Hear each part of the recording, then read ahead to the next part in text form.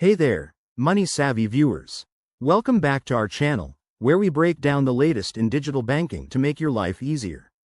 Today, we're diving into how to send money from Zelle to Wells Fargo in 2025. With the ever-evolving world of finance, sending money quickly and securely is a game-changer, and Zelle makes it super straightforward, especially if you're dealing with Wells Fargo. Whether you're splitting bills with friends or transferring funds to your own account, this guide will have you set up in no time. Let's jump right in. First things first, make sure you have the Zelle app installed on your smartphone. If you don't, head to your app store and download it. It's free and takes just a minute. Once you're in, you'll need to link your bank account. Since we're focusing on Wells Fargo, ensure your Wells Fargo account is enrolled in Zelle. Most major banks like Wells Fargo are already integrated, but double-check by logging into your Wells Fargo app or website and looking for the Zelle option. Now, for the main event, sending the money. Open the Zelle app and select Send Money.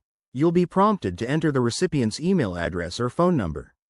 If you're sending to your own Wells Fargo account, make sure it's linked to a Zelle-enabled email or phone.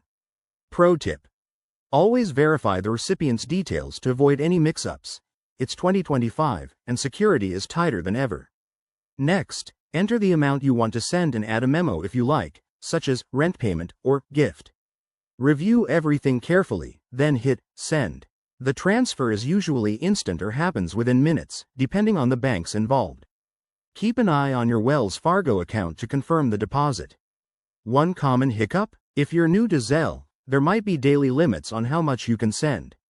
In 2025, these could be around $500 per day for unverified users, so verify your identity in the app to increase that. Also, ensure both accounts are in good standing to avoid delays.